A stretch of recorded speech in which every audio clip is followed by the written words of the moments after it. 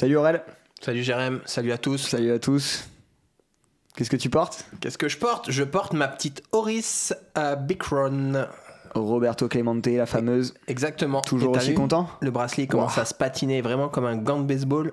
T'es content? Ouais. Ouais, tu la kiffes. Ouais. Je te vois dès que tu l'as, t'es trop content. Je suis content. Puis t'as eu des bons commentaires dessus en vrai. Ouais. Les gens, ils aiment bien, ouais. Bah, y a même des gens qui se sont dit, bon, allez, on se lance à la recherche d'une occasion et tout. Ouais, d'ailleurs, merci pour tous vos commentaires sur le format collection. Ouais. Parce que c'était un nouveau format pour nous. Oui. Et on savait pas comment il allait être accueilli on a eu beaucoup de commentaires super positifs. La vidéo fait des très bons scores, donc on est super content. Que de la bienveillance et tout dans les commentaires. C'est trop bien. C'était agréable, c'était trop bien. Ouais, t'avais peur de te faire bâcher. Pourquoi t'aurais dit une Tudor pour reprendre? Et en fait, non, les gens ont compris ta démarche. Ouais, c'est ça. Donc c'est cool. Et toi, qu'est-ce que tu portes? Moi, je porte une montre de conséquence parce que j'aime bien faire ça. D'accord. Voilà, c'est pas la première fois. Non. Et oui. Je porte ma Sinn parce qu'en ce moment en plus je la porte un peu plus. Ouais. Je l'avais un peu mise de côté et aujourd'hui on va parler de Sinn. Bah. Et je suis super content qu'on parle de Sinn parce que c'est une marque que j'adore. Je sais que toi tu l'adores aussi. Ouais. Il y a plein de choses à dire. Plein de choses à dire, on n'en a pas encore parlé. On n'en a pas encore parlé sur la chaîne. Et pourtant on est en kiff ultime sur la marque. Ah là, moi j'adore. Ouais. Et en plus on va parler dans la collection Sinn. Moi j'ai hâte qu'on parle de celle-ci bien sûr, mais je trouve que elle dans l'actualité un peu plus récente de Sinn, c'est pas tout récent mais un peu plus récente de Sinn, elle était attendue. Elle était attendue, oui. Pour introduire rapidement, on va parler de la U50 qui est la série U, c'est les plongeuses de chez Sinn. Et la U50, bah, nous on l'attendait beaucoup parce que si vous aimez Sinn mais que vous avez mes poignets, jusqu'en 2020 ou 2021, vous pouviez pas porter de plongeuse. Non.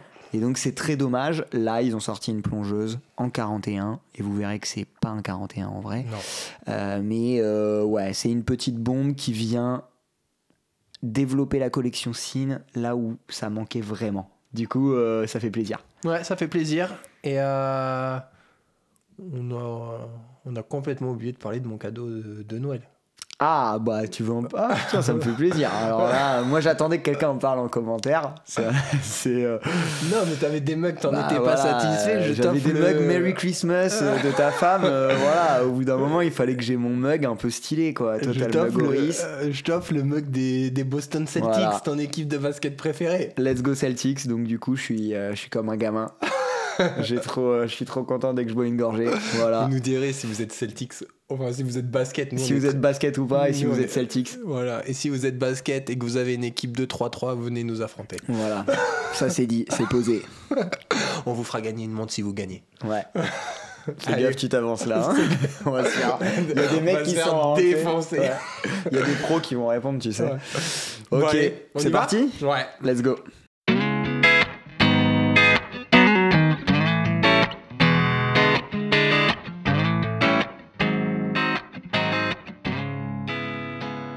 Alors, Sinn, pour toi, c'est quoi? Sinn. Pour hiérarchiser un peu les propos, moi je te propose qu'on fasse histoire. Ouais, on parle de la marque comme d'hab. On se fait un petit focus sur la marque d'abord. Et puis après on fera boîtier, bracelet et compagnie quoi. Ouais, ok, ça me va. Bah Sinn, moi c'est une marque de cœur. J'aime l'identité déjà en général. Les montres Sinn, c'est des montres techniques, outils. En même temps, il y a un vrai design.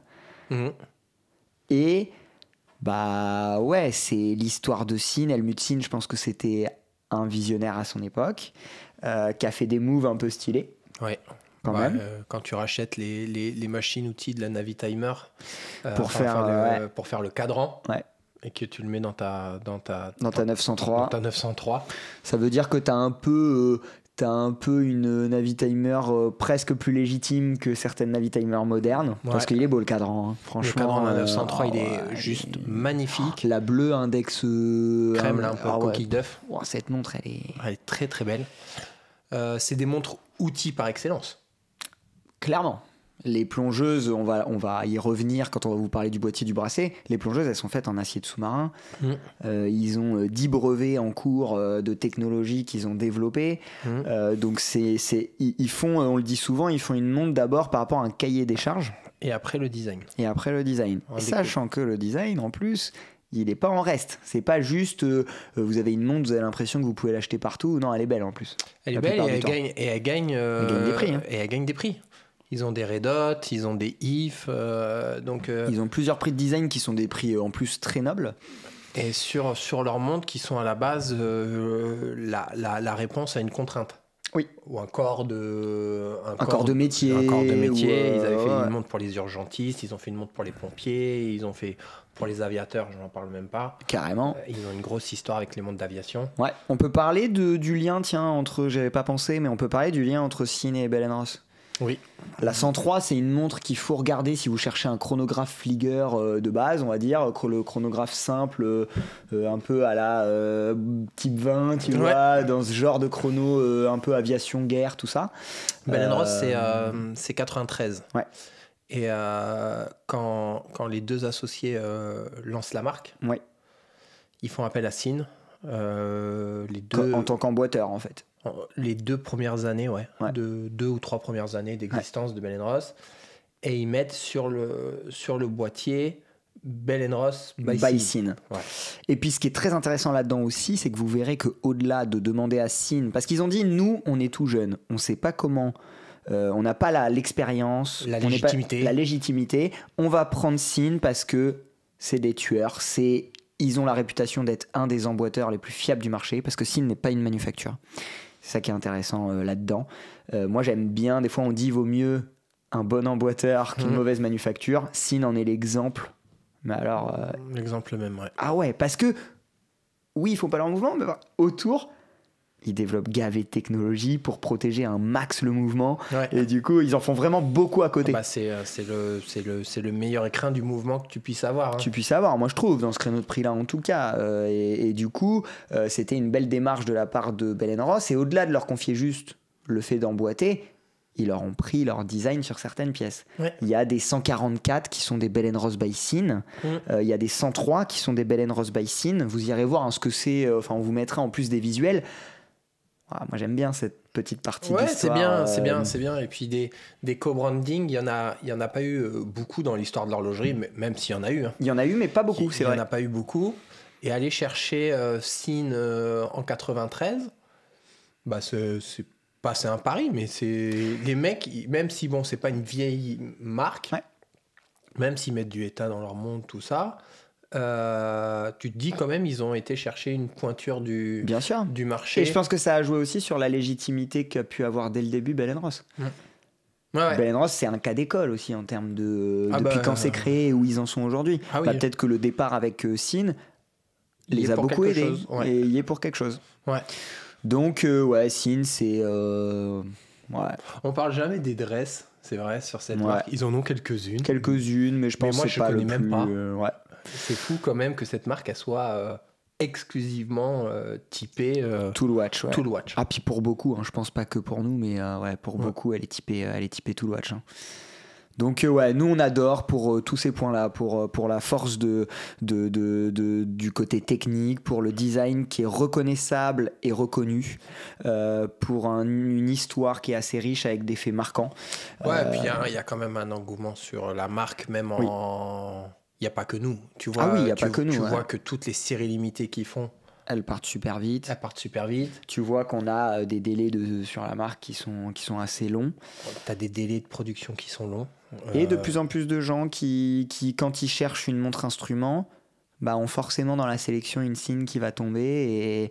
Et en vrai, une fois que tu mets une Sinn face à quelqu'un d'autre, le quelqu'un d'autre, il a intérêt de bien se tenir. Hein. Toi, ça a été ta première montre chère, non ? Entre guillemets. C'est pas ta première montre qui avait dépassé les 1000 € ? C'est possible. J'en avais eu d'autres, mais qui n'étaient pas vraiment à moi. Ou tu vois. T'avais un plancher derrière la Tudor, la Rolex, les trucs. C'est vrai. C'est vrai ce que tu dis. J'y avais pas pensé. Et puis c'est une montre que j'ai vraiment regardé beaucoup. J'ai attendu. T'hésitais avec une Zodiac à l'époque. Avec la Watermelon. Ouais. Et c'est parce que la Watermelon n'était pas dispo que je me suis aussi remis à regarder celle-ci plus. Et puis en fait, je me suis dit, mais oui, en fait, c'est même mieux. Ouais. Puis la 556, moi, c'est une montre que j'adore. Et dans ce créneau de prix-là, elle est ouf. Et puis Sinn, ce qu'on peut dire aussi aux gens qui nous regardent, c'est que c'est une marque. C'est un peu bizarre quand tu les revends.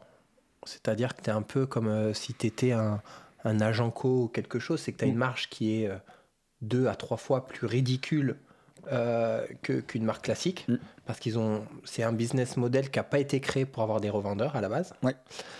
Ils commencent à en avoir avec les économies d'échelle et compagnie, mais du coup, on est tous à vendre des signes au prix fort, sans faire de prix, sans faire de remise ou quoi que ce soit. En plus, il y a des délais, parce que tu n'as pas la marge nécessaire, et du coup, comme il y a une augmentation des prix des montres tous les ans, mais en fait, ta signe, si tu la gardes 2-3 ans, tu as vite fait de la revendre le prix que tu l'as acheté.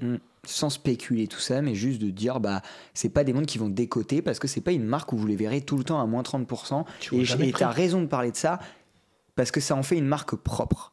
Il faut faire attention là aux marques qui font des Black Friday à tout va, des sorties de collection moins 50.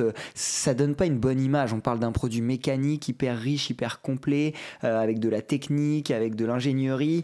Il faut pas les brader vos montres, les gars, parce que sinon vous allez ternir l'image de la marque. Et Sinn, ça ils l'ont bien compris, et leurs conditions avec les revendeurs font que les revendeurs ont pas le choix que de le suivre. Et ça a fait que quand on achète une Sinn, oui, on l'achète au prix fort, mais en fait, il vaut mieux acheter une montre au prix fort, mais que ce soit son vrai prix, et que au final, 3 ans plus tard, elle cote toujours le même prix, que de l'acheter à moins 30 et que 3 ans plus tard, elle soit à moins 60, quoi. C'est clair. Ça cote. Donc, c'est vrai. Une petite parenthèse technique professionnelle. Voilà. À vous les studios.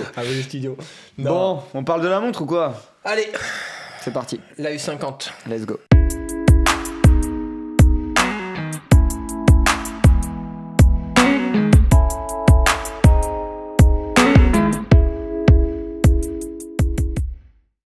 Donc, ce qui peut être intéressant là pour débuter, c'est peut-être de s'attacher au boîtier et au bracelet. Ouais, le côté enveloppe, on va dire. Ouais. Toi qui as fait les vues macro de ce modèle, est-ce que tu peux nous dire si c'est le modèle tégiment? C'est le modèle non tégiment. C'est le modèle non tégiment. Ouais. Voilà. C'est le modèle non tégiment. Par contre, j'aimerais dire quelque chose aux gens qui est important de savoir. Très très très souvent, quand une montre Sinn est non tégiment, la lunette l'est quand même. D'accord. Donc là, c'est très intelligent de la part de Sinn de faire ça. Oui. Parce que c'est ce qui va marquer le plus, la lunette, surtout quand elle est en acier comme ça, qu'il n'y a pas d'insert. Je suis désolé, je te coupe. Pour que les gens comprennent mieux tes explications. Oui. Le tégiment, c'est un alliage que Sinn... Alors c'est un revêtement. Un traitement. Ouais. Un revêtement. Un revêtement que Sinn a développé. Exactement. Qui rajoute sur leur acier. Donc déjà là, tu as un acier du sous-marin allemand. Voilà. Je précise à chaque fois allemand, tu sais, pour dire ça reste chez nous. Deutsche Qualität. Et sur lequel ils mettent un traitement donc qui le rend quasiment insensible aux rayures. Voilà. Je dis quasiment insensible aux rayures parce que moi, je me suis amusé à frotter une lunette de représentation. Ouais. Contre une marche en pierre. Contre de la pierre. Et je l'ai peut-être fait une centaine de fois. Ouais. Il y a des rayures au bout d'un moment, mais alors faut vraiment y aller. C'est de la micro-rayure que tu vois avec la lumière. Donc pour l'individu lambda, où ça va être son bouton de chemise, et de blouson, bien sûr, quelques utilisations en milieu hostile. Ouais, je suis d'accord. Ça va tenir. Ça va tenir. Et en fait, pour m'intéresser moi aux montres avec lunettes acier, j'adore les montres avec lunettes acier. Je suis pas un fan de la céramique. Du coup, on va vite sur de l'acier, l'Explo 2 par exemple. C'est trop cool parce que quand on aime les lunettes acier, on a quand même un peu peur de les rayer. Oui. Et du coup, d'avoir un revêtement tégiment, vous l'aurez sur la lunette si vous choisissez l'option non tégiment. Si jamais vous choisissez l'option tégiment, vous l'aurez partout. Ouais. Donc si vous prenez l'option tégiment, il y a à peu près 200 ou 300 euros, je crois, d'écart. Ça va être 300 ou 400 peut-être. Oui. Ça les vaut parce que votre montre, elle bougera pas. Maintenant, il faut voir si vous avez envie d'avoir une montre qui bouge pas ou si vous aimez quelles sont les marques de votre expérience avec elle, quoi. C'est un boîtier micro-billet. Micro-billet, ouais. Il prend les rayures de façon déjà moindre. Ouais, je suis d'accord avec toi. Et que si tu prends tégiment et silicone, parce que la montre existe sur silicone, acier et cuir. Là, on l'a sur acier. La boucle est elle-même tégiment. Oui. Oui, la boucle de l'acier ou du silicone ou du cuir est tégiment. Ouais, c'est bien rappelé. Donc, si tu te la frottes en écrivant à l'ordi, à bureau, tout ça, ça bougera pas. Ça bougera pas. Bon, t'as parlé de la finition, on s'attarde un peu dessus. Le côté microbillage. Bah moi, c'est quelque chose chez Sinn que je trouve très identitaire et que j'adore. Ouais, je suis d'accord avec toi. Et ça, vous l'aurez, cette finition, que vous preniez tégiment ou non tégiment. Ouais. On a beaucoup cette question-là, du coup, on va y répondre ici. Vous ne pouvez pas remarquer la différence entre tégiment et non tégiment visuellement.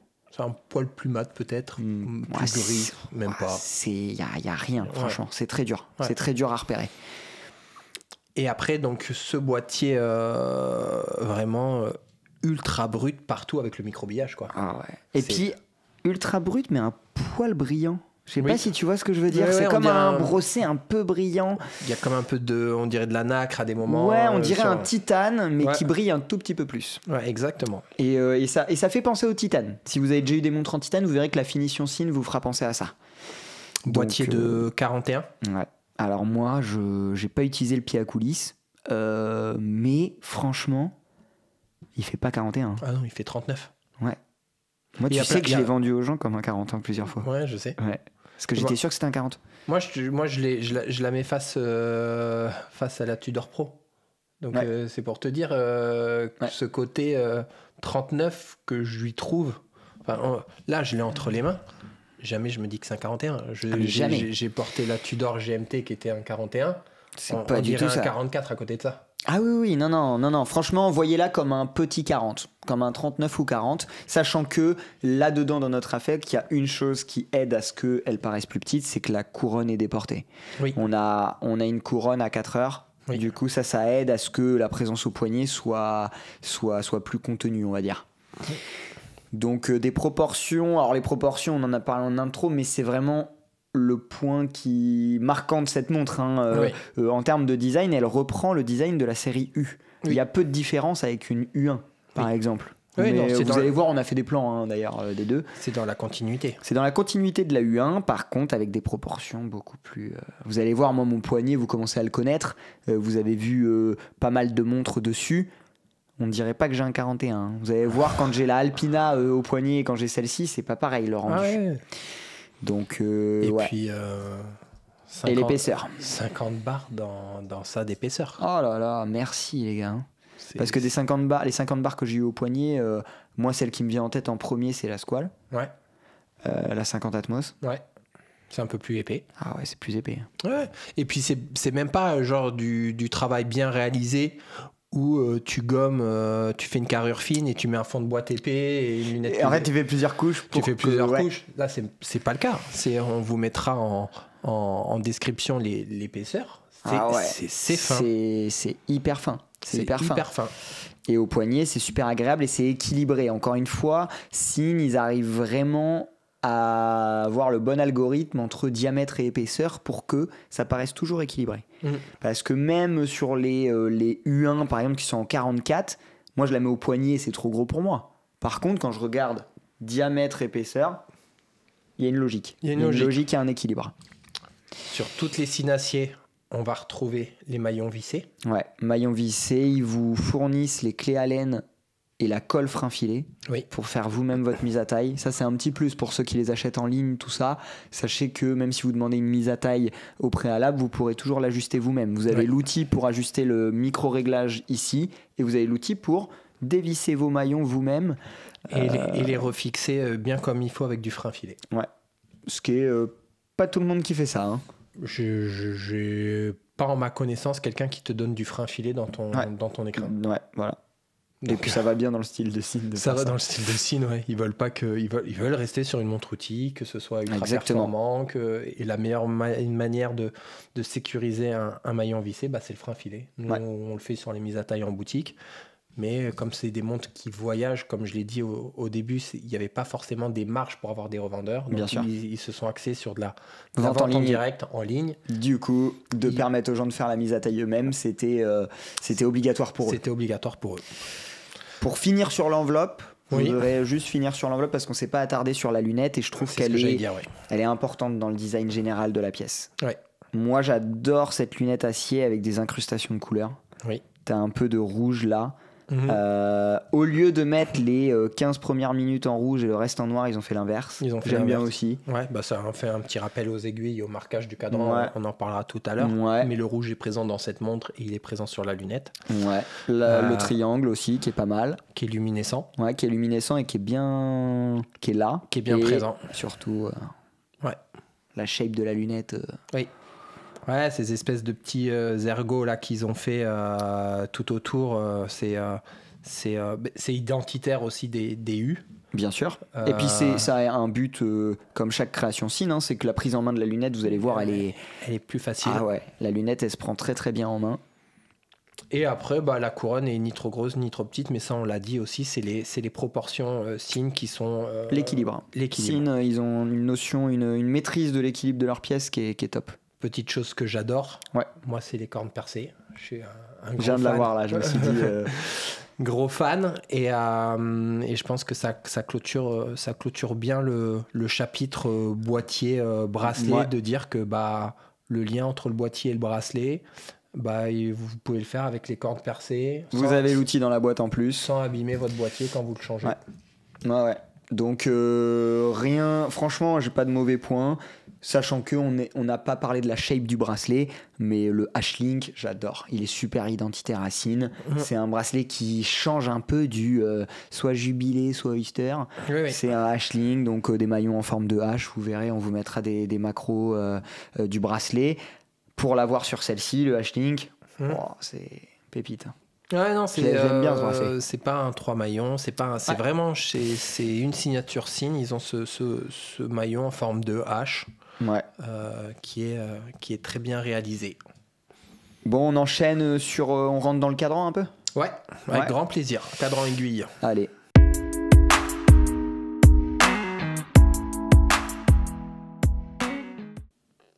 Bon, déjà il est coiffé d'un verre saphir, ça va sans dire, je le dis, mais voilà, c'est normal à ce prix-là, montre instrument.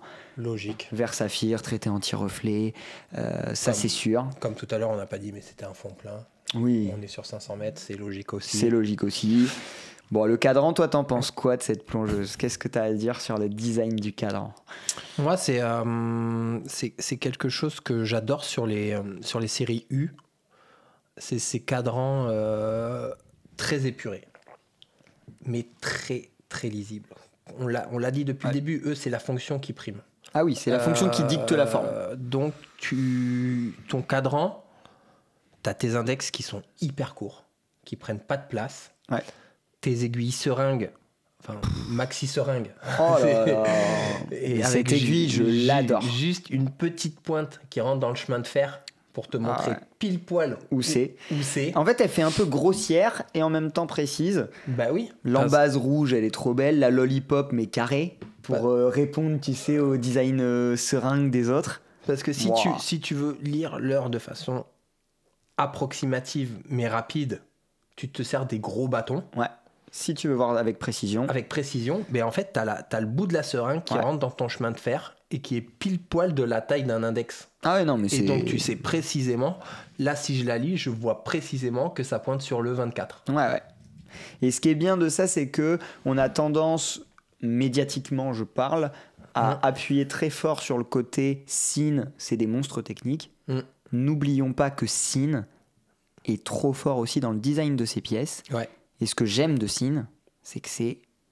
Alors oui, il y en a qui vont dire « Ah, mais ils ont la Navitimer qui ressemble à la... » Ouais, mais bon, ils ont racheté les machines, donc elle est légitime. Oui, la 103, elle ressemble à d'autres chronos, mais elle est aussi historique que les autres.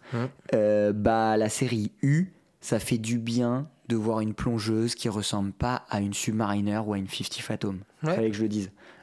J'avais besoin. Mais c'est vrai. Ils ont leur identité sur leur plongeuse. Quand celle-là, ils sortent la U50, elle reste dans la lignée. Ils sortent pas une nouvelle plongeuse qui a rien à voir avec ce qu'ils font déjà. Clairement. Et quand tu la regardes, en fait, tu te dis, elle peut paraître épurée, dépourvue de plein de choses, mais pourtant, t'as l'embase des aiguilles qui est rouge. Oh, puis en vrai, toi, tu dis qu'elle est épurée. Je suis pas d'accord à 100% dans le sens où, quand même, avec le U50 automatique, le SIN, le chemin de fer, les gros index carrés, les aiguilles qui prennent de la place, je l'ai dit épurée parce que c'est du marquage brut. Et oui, elle est plus brute que épurée. Ouais, c'est brut. Et en fait, c'est ultra lisible, je trouve. Oui. Et en fait, ils ont réussi ça va être très bête ce que je vais dire, mais à la remplir sans trop en mettre. Sans qu'on s'aperçoive qu'elle soit remplie. Ouais. Le guichet date, il est noir. Oui. Donc il est dans la continuité du cadran. Et puis ça, arrêter les guichets date à fond blanc sur des cadrans noirs, hein, c'est pas logique. Ils mettent un noir mat, ils mettent pas un noir céramique brillant. Puis ça, c'est souvent chez SIN. Ouais. SIN, vous allez rarement avoir des pièces qui brillent ou qui ont des cadrans émail ou laqués. C'est souvent du mat et c'est ce qu'on aime bien. Et quand ils mettent le laqué, par contre, alors là, ils le font bien. Sur la 556i. 556i. La première fois que tu vois une 556i. Ils disent on enlève les chiffres arabes pour mettre des index, mais du coup, on la rend un petit peu plus brillante. Ouais, voilà. On fera un focus sur les 556 à un moment donné. Les 556, il y a des choses à dire, c'est une bombe. Il y a des choses à dire. Donc, cadran au top.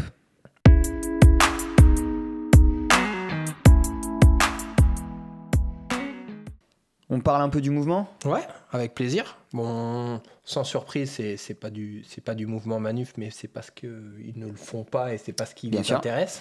Ça va être un Sellita. Ouais. C'est quoi? C'est le SW? C'est un SW300-1. Ok.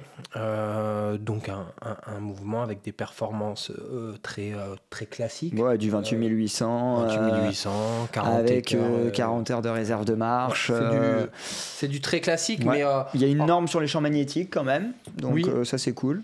Mais c'est pas sur ça que SIN va se battre, ou alors si. Ils mettent un mouvement Sellita pour avoir un bon rapport qualité-prix. Bien sûr, parce que c'est une montre qui est dans les 2000 €, entre 2000 et 2005 selon les options qu'on va prendre dessus. Oui, c'est très très cool. Et pour s'attarder un peu là-dessus, parce que c'est un sujet dont on parle régulièrement, si SIN, dites-vous bien que les Sellita et les ETA peuvent être cosqués, hein. Oui. Il y a des marques qui utilisent ces mouvements-là et qui les passent au cosque. Donc c'est-à-dire que c'est des mouvements qui peuvent être très très bien réglés. Et par expérience, pour avoir vendu des SIN, pour en avoir moi-même, ils les règlent très très bien. Hein. C'est hyper bien réglé. C'est des Allemands, hein, donc ils vont pas vous envoyer un mouvement qui est à 15 secondes jour. Hein. Jamais de la vie. Hein. On n'a pas de retour là-dessus. Nous, on a zéro retour sur la fiabilité d'une SIN. C'est ça. Donc ils le règlent très très bien et ensuite ils le mettent dans une enveloppe qui est étanche 50 bars. Enfin, vous allez être bien. Hein. Vous allez être à 5 secondes jour et ce moi, sera super. Ça me choque, mais pas le moindre du monde.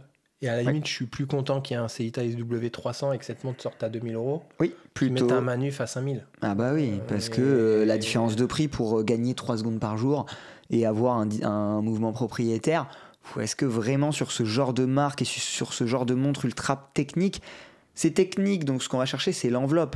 Ah oui, tu vois ce que je veux dire ? C'est le savoir-faire, c'est la technique, c'est tout ce que fait SIN de la meilleure des façons. Ouais. Et donc le mouvement, c'est pas des motoristes, c'est pas une manufacture, donc il se décharge de toute cette partie-là auprès de gens qui ne font que ça. Et moi, je trouve ça malin. Ah ouais, il vaut mieux. Ouais, t'as bien résumé. Et puis la conséquence de ça direct, c'est le prix, quoi.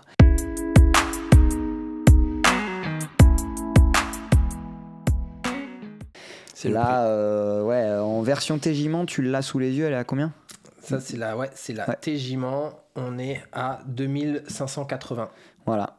Donc, sur silicone, 2630 sur acier et 2003 sur cuir. Ouais, donc ça les vaut. Avec toutes les normes de résistance, avec tout ce qu'on a pu dire sur cette montre et l'option Tégiment. Donc on est vraiment dans la plus chère de ces montres-là. Ouais. Elle existe peut-être un peu plus chère sur la SDR avec le... Oui, c'est ça. Après, vous avez des options. Il faudra que vous regardiez si c'est une montre qui vous intéresse. On va vous mettre le lien de la catégorie U50 dans la description. Et vous verrez qu'il y a des options. Vous pouvez l'avoir en full black. Vous pouvez l'avoir en... La S, c'est la full black. La SDR, ça va être juste avec la lunette noire. Sachant que quand ils mettent du full black, ou en tout cas une partie noire sur les montres, ils mettent le TJ-ment dessus. Et ça, je trouve ça super parce que moi, je passe pas le pas de la montre noire parce que je déteste les revêtements. J'ai trop peur que, surtout sur une Sinn, on va la prendre pour faire plein de choses. J'ai pas envie dans 5 ans, dans 10 ans, qu'il y ait plein de noirs qui soient partis et que ça fasse un peu passer. Surtout sur une plongeuse. Voilà, avec le TJ-ment, j'aurais pas peur, tu vois. Donc si vous avez envie d'une montre noire, n'ayez pas peur chez Sinn parce qu'il y a le revêtement justement qui va vous aider à ce qu'elle reste belle longtemps.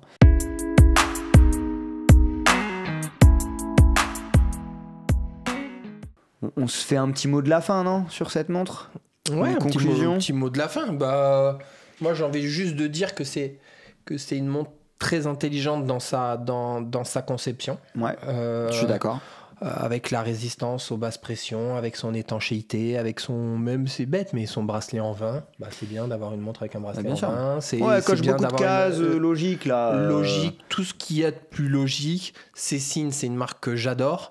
Et bah, ça fait plaisir de se dire... Moi, c'est une montre qui m'a fait réfléchir dans quelle montre Sinn je pouvais acheter, parce que j'en ai pas encore. Ouais.